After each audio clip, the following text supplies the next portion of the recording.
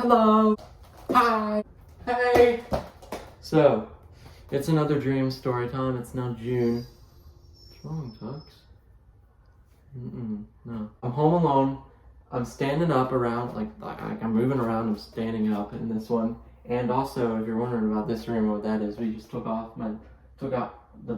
out my drum set and dismantled it. Took it apart as we now have an electric drum set. You can't see it, but there's a box right here. Also, I was gonna wear this shirt, but Memorial Day weekend was last weekend, so I guess not. Here's the box. It's a Simmons SD350 compact 5-piece electric drum kit with mesh heads. Mesh heads. Sounds a lot like meth heads. Let's get on with today's story, or dream. I don't know, I sound like Mr. B. Allen, or Mr. Ballin. I'm not sure how to pronounce it, but I'm watching his videos a lot now again. So, this dream happened in November to December 2020. It was within the first couple of weeks, I think it was December 2020. First couple of weeks we moved into this house that I'm standing in right now. This involves a lot of Dad. It's actually, I think, 2 separate dreams that happened back-to-back days, or I don't know if you guys have ever experienced this, if you remember your dreams, but sometimes they like connect, like they're almost like a series. You just know it. You just know it in your gut. You know it in your heart. This is one of those. So I'm going to be sharing basically 2 stories, but they kind of link into each other. So the first one is involving Nathan. So this first one is where, I explained the background already, right? Yeah, I did.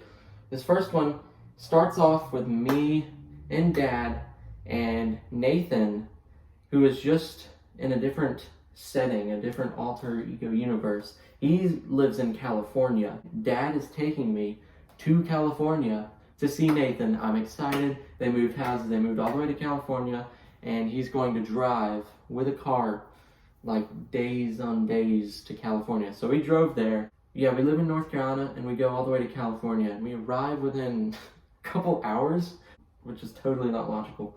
But it was a dream. And when we get there, we don't go right to Nathan's house. And when I say California, it's not in like a big city like San Francisco or Los Angeles. It's kind of like in northeastern, if that makes sense. It's more like a wooded like city. It's not the biggest city. It's near some mountains, but not exactly. We arrive and we're in like the little downtown area of this place, like a few minutes away from his house. Nathan, of course. And Dad stops by a gift shop that also happens to be selling ice cream. So inside this shop, there is like an ice cream vendor. It's just like, you know, like, so like 8 scoop cans of ice cream, and then also a bunch of like souvenirs and gift shop items, cups, candles, jewelry. Dad went and got ice cream, and I think we got a couple souvenirs. We get back in the car after paying, and we head out. And after a while, I realized we're not going to Nathan's house anymore. We're going back from where we came from. So I tell Dad, like, hey, aren't we here to meet Nathan? Like, where are you going? We're meeting Nathan. He's like, oh yeah, you're right. This guy forgot. So finally, he drives the other way and finally makes his way to Nathan's house after forgetting that we drove all the way to California. And we arrive, and it doesn't look like anyone's home. Like, there's maybe a car in the driveway. It looks kind of older and like it hasn't been in motion for a while. And the house is really nice. It's kind of like almost a Mediterranean style.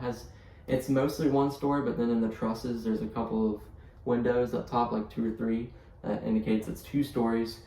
There's some like stone, some nice tan, peach colored, I don't know how to describe it, colored stone. And we get there and like it feels like no one's home, and Dad's first instinct is, we gotta get on the roof.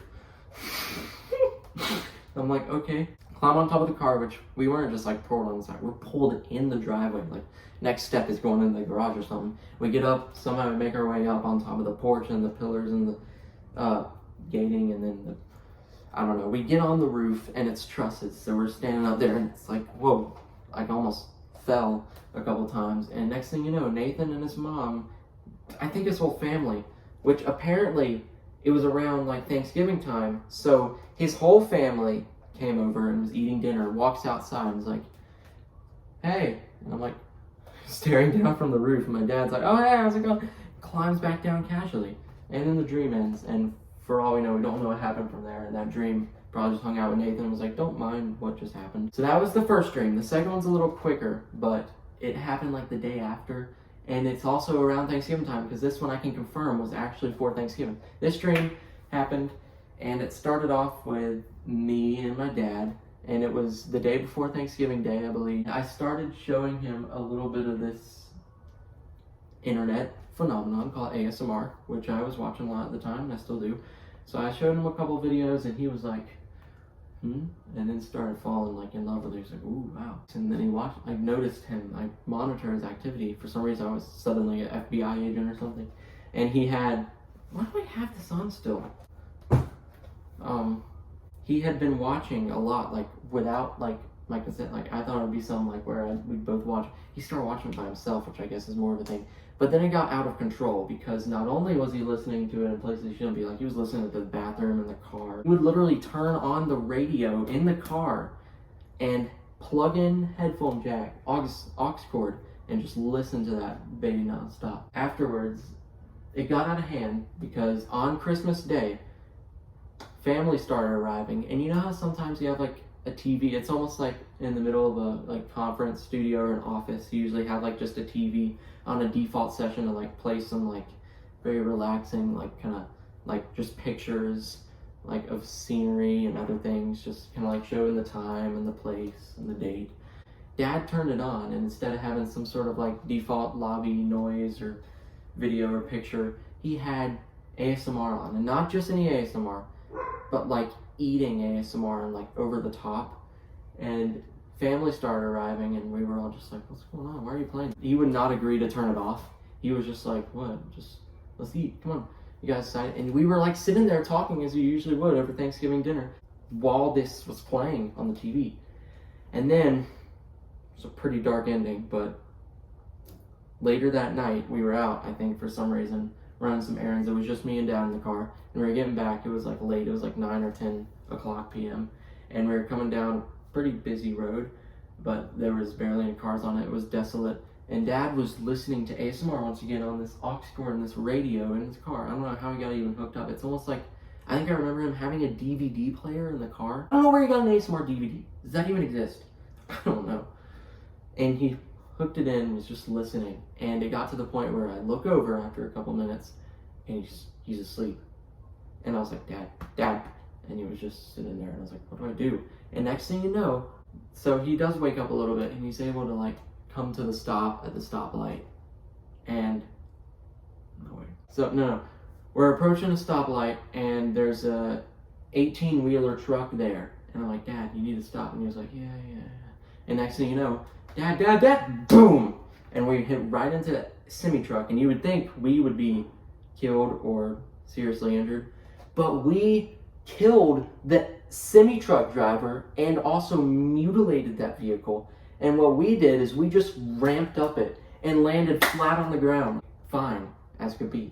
Somehow Dad's ASMR powers took a hold of him and destroyed the semi-truck, and then we went flying up. And the reason it was a ramp, the reason we went up, is because we destroyed the car to the point where it became a ramp shape.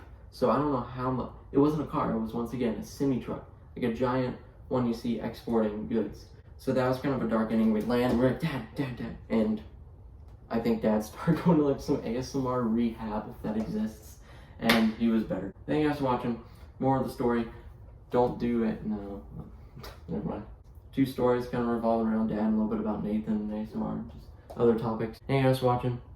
I'm gonna edit this one down. It's kind of a long one, but enjoy those 2 stories, really one story. And goodbye!